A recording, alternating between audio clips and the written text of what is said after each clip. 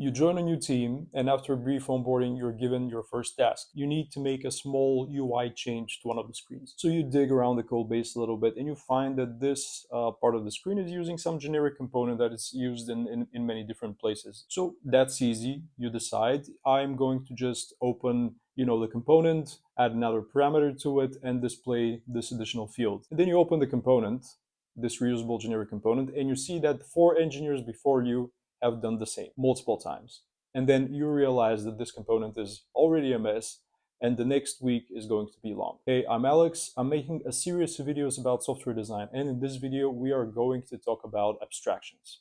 Abstractions are one of the first things we learn about when we take our first object-oriented programming class. The main idea behind them is that we are hiding some complex logic or long logic, which is difficult to understand, and we're hiding it behind a single simpler term that is easier to reason about. So abstractions are a very powerful concept because they allow us to reason about complexity in a simpler way. But not all abstractions are created equal, and a good abstraction actually involves a lot of thinking and a lot of effort. And like in the context of this video, when we say abstraction, we're usually going to talk about like functions or classes or modules or objects and things like that. But in general, this is a very powerful idea. Like, for example, the browser is an abstraction over like a bunch of hardware mechanisms that are happening on the underlying device.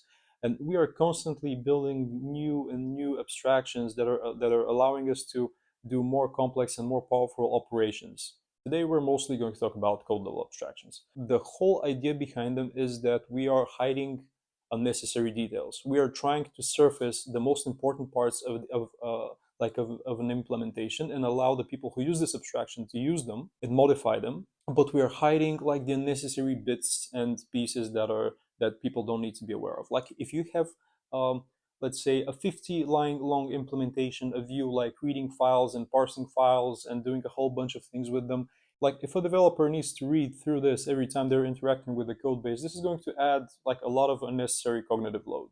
Like in this example, the only thing that they're really concerned with is, like, for example, what file is getting read and what the actual output is. So we can wrap all this logic in like a function that takes only a file path, and we allow them to only care about like the file that is provided and the output that is received. The inner workings and the line-by-line details of how this file path turns into like an object is not really required for people to understand. There are 3 different reasons why we usually want to create abstractions. The first one is that we want to hide complexity. Like you have a long, complex algorithm or an implementation, and you want people not to stress about like the details and how it works. So you create an abstraction.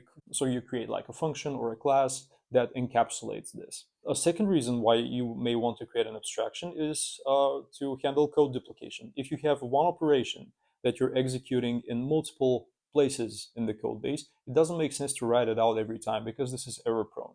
Like if you need to make a change to this code and you have to change it like in 10 places of the code base, you may forget one of them. You may make like a small error when you're making changes to one of them. So you want to create like a common abstraction, a reusable function usually, that you can call in multiple places. And the third one is when you want to change the signature of a function. This is usually useful when you're dealing with like third-party libraries or third-party software, or maybe you're writing an adapter that has to alter like the API of some other object. We're going to concentrate more on the first 2, but the third one is still important for you to be aware of it. It's just not that critical in terms of software design. Okay, now let's start with abstractions that are meant to hide complexity.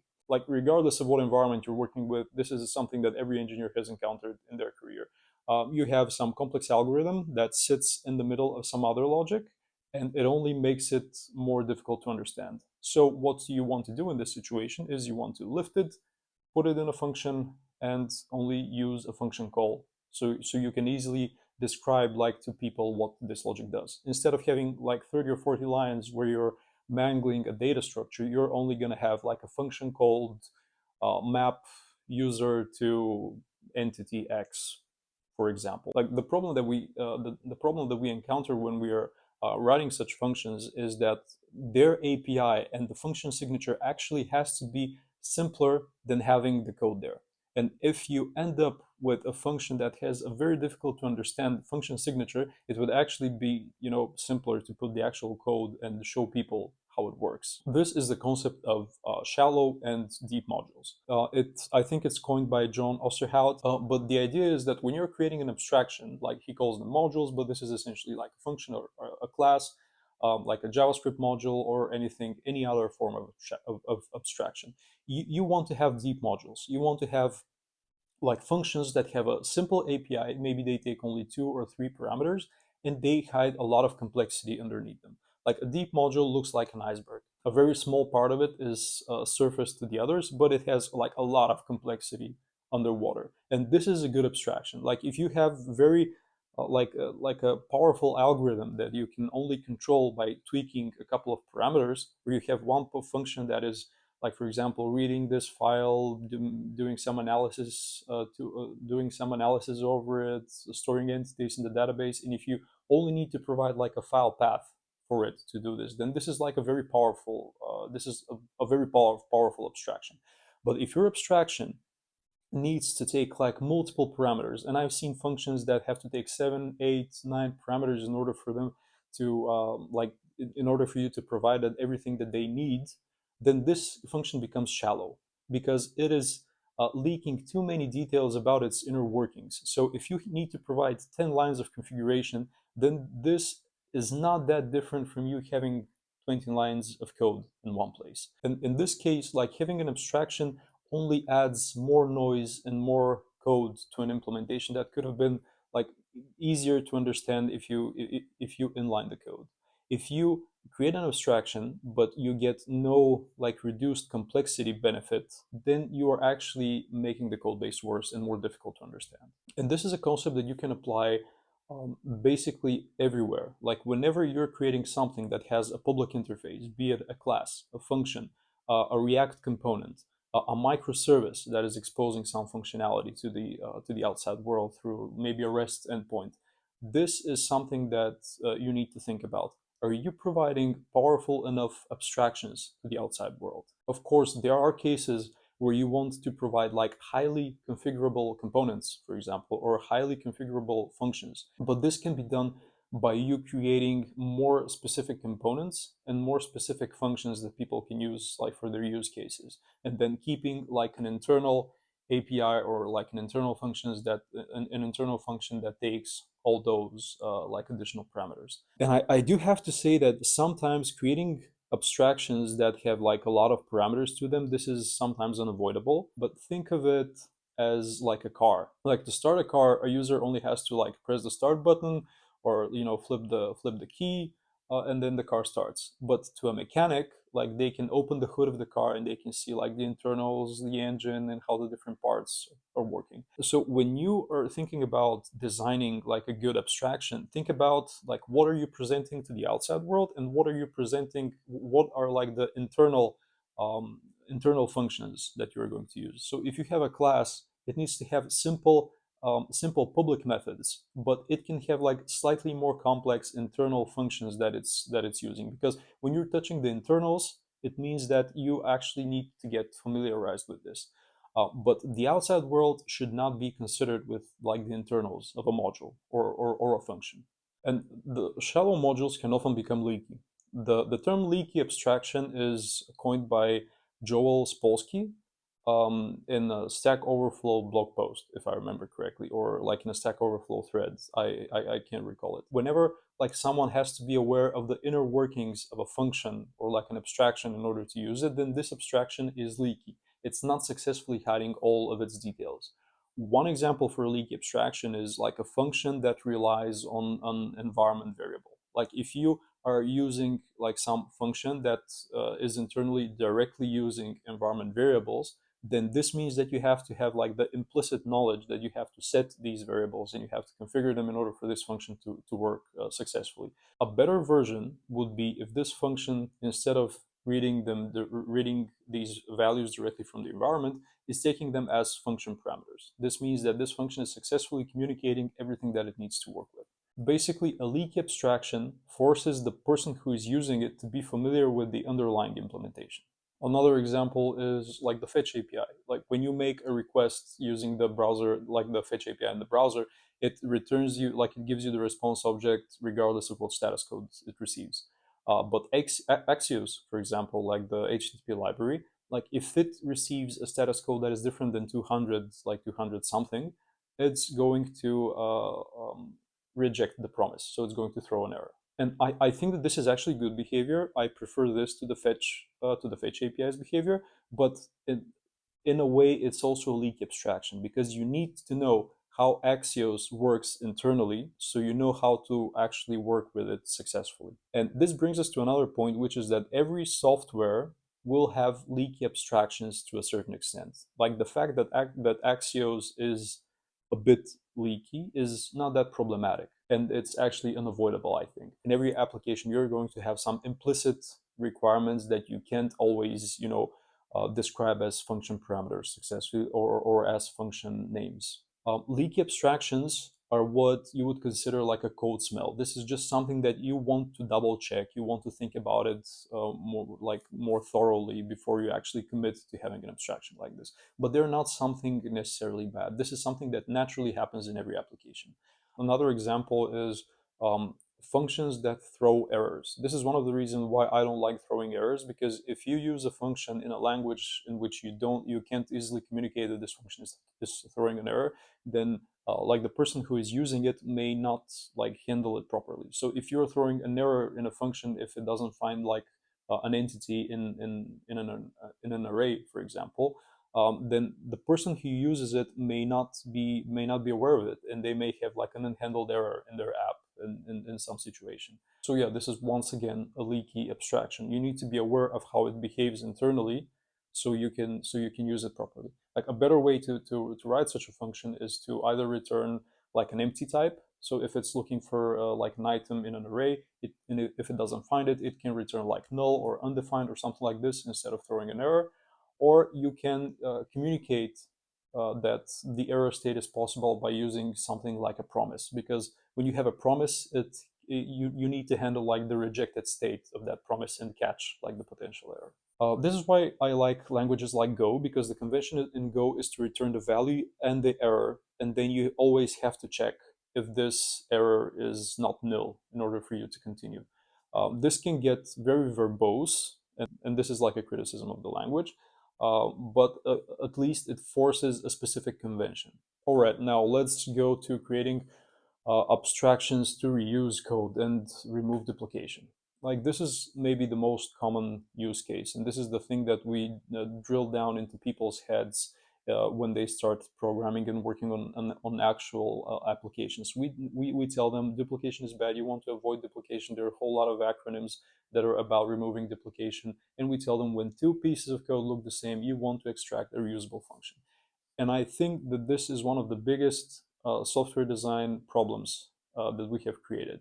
We have taught like a generation of engineers that duplication is something that absolutely has to be avoided, and this leads to a lot of problems. Because when we find that we're writing like similar code, we're looking for a way to extract it as a reusable function, or put it like in a as a method of a class or something like this. But this way we can actually create the wrong abstraction, because code that actually looks the same now may change in the future. And then you have an abstraction which is trying to serve two different things. And this is breaking another software design like law that we have, which is the single responsibility principle. You end up with one function that is trying to handle two separate cases, and then you have to fill this function with like Boolean flags and a bunch of conditionals, and like the more cases that you need to cover with this function, the more complex that it's going to get. Like usually the way that this happens, for example in a React application, is you have like two places where you're displaying the data of the user. So naturally, like your team lead tells you, extract this into a reusable component. You do this, and then it turns out that in one of these places you need to start showing like one information about the user. In the second place you need like to add a small form, like, or a chat box. And then what do? You add a couple of flags to the component. you add conditional logic to it, and then your reusable component grows in complexity. But then one day you get the requirements to add this like user information in a third place, and this third place is also slightly different. So you have to add more complexity to this reusable component, and at some point this becomes like the place that everyone fears to touch, because every change that you can make there can break like 2 or 3 or 4 places in the application, and it becomes a mess. This is the problem when we are designing, when we are trying to guess the future, when we are designing based on the current state of the code. We should not be extracting code that looks the same. We should be extracting code that changes the same. You can have two identical pieces of code, but if they change differently in the future, no abstraction is going to be good. Your functions will become way too generic for them to be useful. And you say, okay, we're going to have a powerful abstraction, but this is not a powerful abstraction. A powerful abstraction is one that you can use, a component that is easy to understand, and you can easily fit it into like the DOM. But if you have to configure like 10 parameters, you see where I'm going with this. The wrong abstraction easily becomes shallow, and then at some point, uh, it's no different from you actually having the logic inline there. So what's the cure for this? Um, you need to be able to handle a certain amount of duplication in your code. Duplication is not as bad as having the wrong abstraction. Like you having to manually change multiple places in the code base, this is actually much easier to handle than you having to modify like a common abstraction that is created for the wrong purposes. Wrong abstractions do not scale. They will cause a lot of harm to your team, a lot of harm to your code base. Before you extract code and before you create a reusable function, make sure that you have 2 or 3 places or more, like 3 ideally. This is like the threshold that I've set for myself, where you see this code repeating itself. If you write it twice, if you like have it in 2 places, don't rush to create an abstraction. Note it down somewhere, like write it to do, like write it to do comment, extract this if there's another place where we have to copy it, and then like leave it. When you have to copy it in the third place, okay, now you can actually see the pattern. You can see how these, like how this logic is applied. And then you've also had some time to see how the first 2 places of the code base have changed. So you know how like they can evolve in time, and you know which are the common things that you can extract. And sometimes it's perfectly fine for you to say, actually 2 of these places, they can use like a reusable function. The third one will not. Sometimes you will get this wrong. Sometimes like you're going to have 2 places of the code which look identical and they change the same, and you create an abstraction, and then at some point one of them has to become different. Like we cannot control the external circumstances in which our code is getting executed, and if there's like a domain change or a pivot in the business that may require something like this to happen, then yeah, this invalidates our software design. So the rule here is, do not be afraid to break out. When you notice that you have like an abstraction where you have to start adding conditionals and Boolean flags and things like that, sit down, stop for a moment and think, will it be better if I just create 2 separate functions that are doing this? Will I be better off if I have 2 separate classes or 2 separate React components? This is perfectly fine. Your abstractions are not set in stone. The fact that you have like one reusable function doesn't mean that you have to use it until the end of time. No, you can break out, you can take the implementation, you can inline it in one place, and you can change it there. Like the whole point of software design is to make your code understandable, maintainable, and extensible in a long period of time.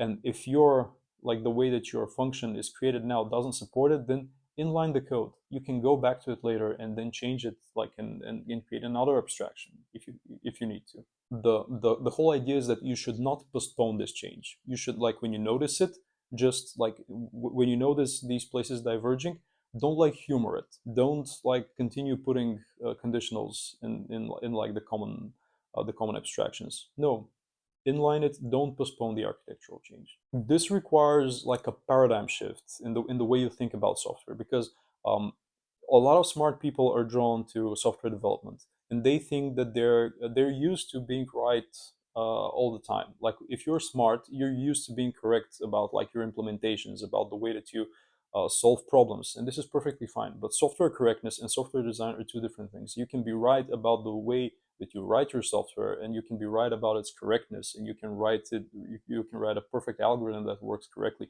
But software design is more art than science. This is something that happens naturally. This is something that has to serve the purpose of the software.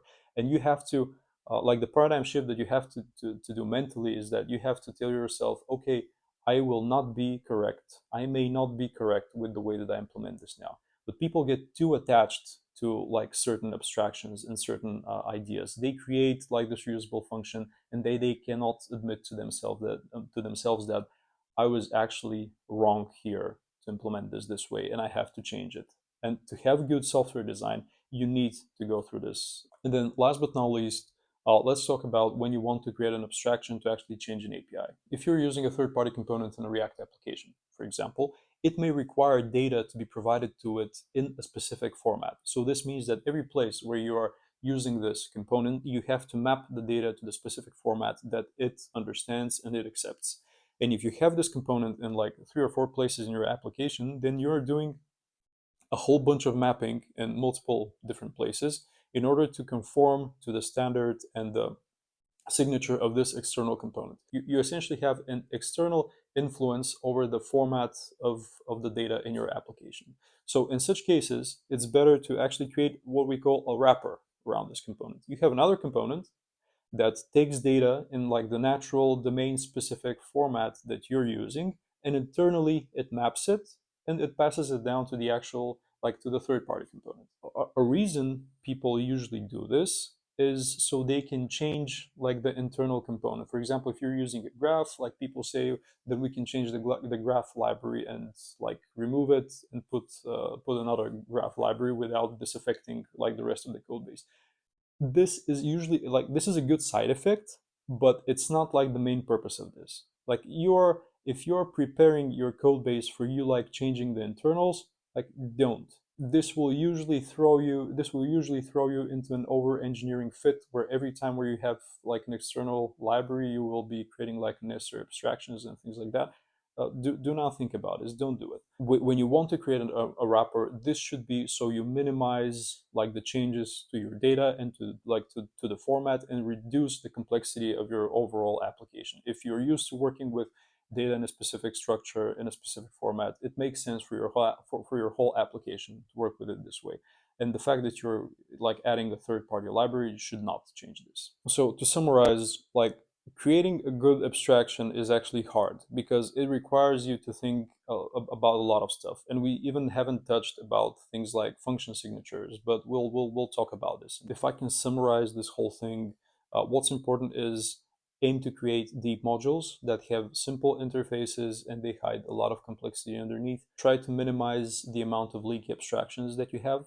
Do not rush to implement reusable functions and classes. And then lastly, if you're using a library that wants to change your like the data format of your data, wrap it so you can work with like the domain specific format. Okay, so this is going to be all for today. Long video again, but I hope it's useful. Let me know how you find it. Let me know if this is if this has been useful. Yeah, see you in the next one.